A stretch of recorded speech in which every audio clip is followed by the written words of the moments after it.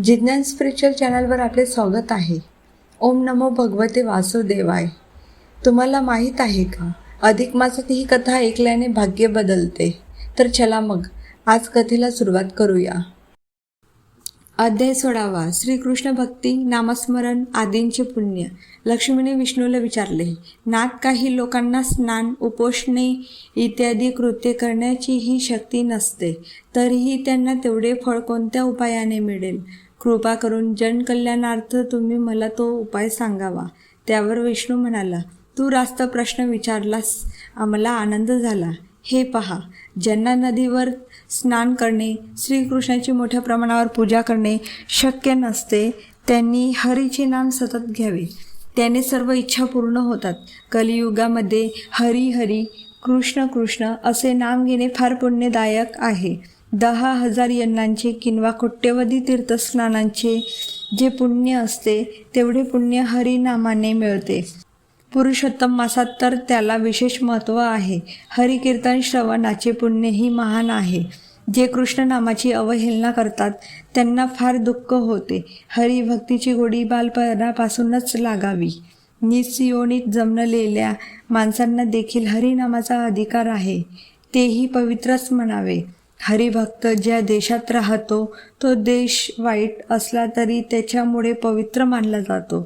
ह्या कलियुगात अल्पशा नामस्मरणाने, संत संगाने व हरिकीर्तनाने जे फळ एका दिवसात मिळते, त्यासाठी सत्य आदी 3 युगात दीर्घकाल तप करावे लागत असे. अनेक प्रकारची पापे केलेले लोक हरिभजन करू लागले व पापमुक्त होता इंदिरे.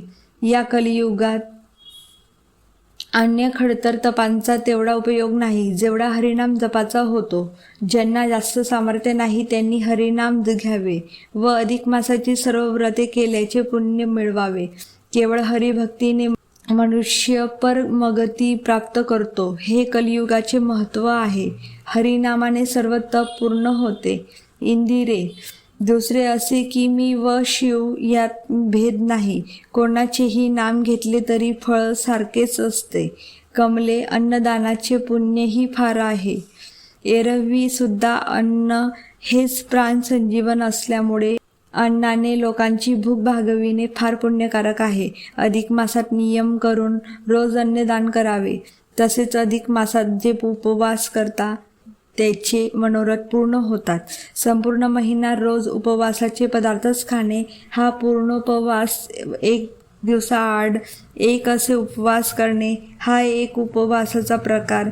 1 पक्षभर उपवास करणे, 3 दिवस उपवास करून चतुर्थ दिनी पारणा करणे, रोज एकदाच भोजन करणे, रोज एकच पदार्थ भक्षण करणे, असे यथाशक्ती उपवास करावे. त्याचे पुण्य उत्तम आहे. स्त्री, पुरुष, बाल, तरुण, वृद्ध कोणीही अधिक मासात 1 दिवस तरी ईश्वर कृपेसाठी उपवास करावा. विधवांनी उपवास करणे त्यांना पुढील जन्मी सौभाग्यदायक आहे. या संबंधी एक कथा ऐक. पूर्वी नर्मदा तीरी महिष्मती नामक नगरात तापसी नावाची एक स्त्री राहत असे. ती नेहमी नानाविध तपे करी, उपास करी, जप करी, सदाचार करी. अधिक मासात तर नित्य ठराविक उपवास करण्यास चुकत नसे. तिच्या घरी मोलकरीण म्हणून एक शूद्र स्त्री काम करीत असे. यदृच्छया तिला कुष्ठरोग झाला व ती मरणाच्या पंथास लागली. ती या तापसीला म्हणाली, मी तर आता लवकरच मरणार, पण दुर्दैवाची गोष्ट अशी की मी आजपर्यंत आयुष्यात काहीच पुण्य केले नाही. तू पुष्कळ व्रते वैकल्ये केली आहेस, त्यातील थोडेसे पुण्य तू मला देशील का? त्यामुळे मला सुख मिळेल व मी संसार सागर ओलांडून पुढे जाईन. तू मला मैत्रिणीसारखी वागवतेस, मला सर्वस्वी तुझाच आधार आहे. तिच्या बाबतीत तापसीला आधीपासूनच सहानुभूती होती. तिला त्या स्त्रीची दया आली. तिने तिथे संकल्पपूर्वक दान दिले. ते म्हणजे अधिक मासात तिने उपवास केले होते, त्यातील एका दिवसाच्या उपवासाचे फल तिला दिले. त्यावेळी एका क्षणात त्या शूद्र स्त्रीचा रोग गेला. आकाशातून एक दिव्य विमान आले व ती दिव्य देहाने त्या विमानातून कैलासात गेली.